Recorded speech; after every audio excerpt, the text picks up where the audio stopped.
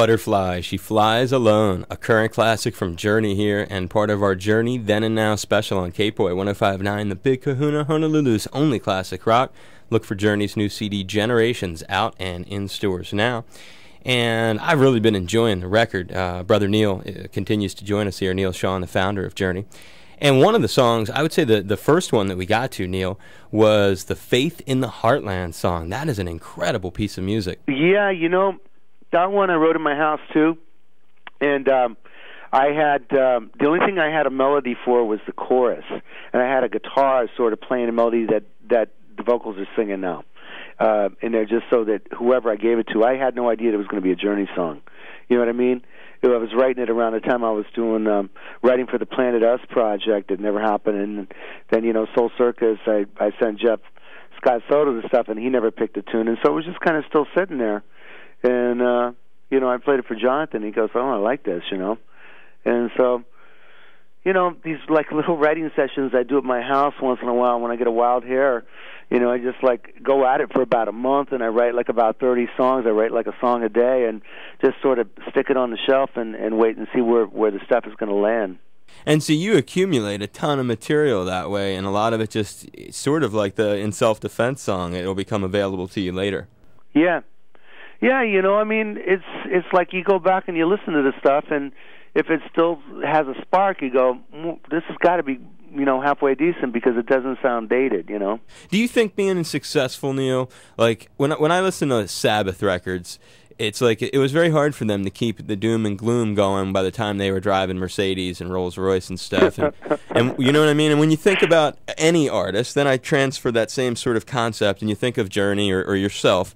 As you've become the successful, diversely talented guy that you are, is it more difficult to come up with a song that you think has that identifiable stamp as a Journey song? You know what? I don't think so.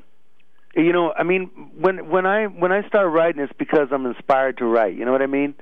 And if you're not inspired to write, then just don't do it. And I don't do it. I get inspired when I'm driving. A lot of my songs come to me when I'm driving, like a motorcycle or my car. And I'm just kind of like, I'm not listening to music. I'm sort of landscaping it in my head, and I get sort of a vibe of what I want to go after, and I get an idea of what kind of groove I want to, write around, and that's sort of where it comes to me is when I'm driving, might be driving out to the beach, on a bike and just taking a nice 2-hour cruise, and I come home and I got all these ideas in my head, Nice. When I walk, I seem to get good ideas. So that kind of makes sense. That's I can see that. You gotta get the endorphins going, Yeah, right. And finally, as we wrap it up, Brother Neal, what was after? How many shows did you say you've pulled off on this 30th anniversary tour? You know what? I'm not exactly sure. Like I think 50, by 60? the end it'll be about 60. 60. Out of all these shows, all over the country, you've played in all these different places. What are some of the celebrities that people know and have heard about, whether in TV or other rock stars and stuff? Just a couple that have popped in and done gigs. I know my buddy Carmine Appice stopped in and saw you at something, or maybe that was one of the Soul Circus gigs. Sometimes I hear that all kinds of people show and sometimes they don't come back. And sometimes I'm not around. The whole meet and greet thing is, it's like, I'm 51 and I'm like going, yeah, meet and greet. Okay. I try to be nice and get into it, but sometimes I'm just not into it, and I just want to play and I want to leave and go do my thing. You're so honest. I love it. That's just me now, I think I'm talking to the band. I'm like, why are we still doing this? I'm like, it's really something that kids do when they're starting out, You see Eric Clapton doing a meet and greet right now? I don't think so. But, sometimes it's really cool, and when you're into it, you're into it. And when sometimes you're not into it, I just don't do it, I thought when you were here at the Blaze the last time, you handled yourself very well with your meet and greet when you were hanging with the fans. Hawaii is very cool, and so there was a lot of cool people there. You let your guard down here a little, huh? Yeah, my guard's always down, If I go in there, the guard's never up.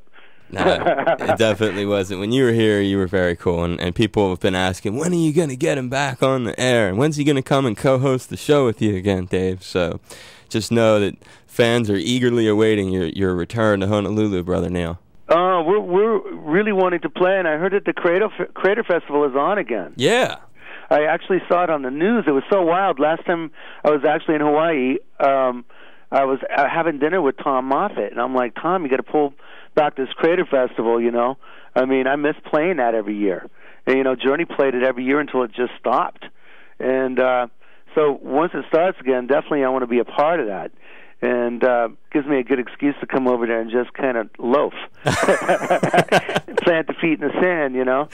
And you know, so he was like, yeah, but there's too many problems. You got, you know, the Army is up there, and to get a clearance is this and that and is that. And then I'm watching TV later that night, and it said that it's on, and another promoter is doing it. Correct. And so, yeah, I definitely want to be a part of that. When is that going to happen? I had heard something in the spring of 2006.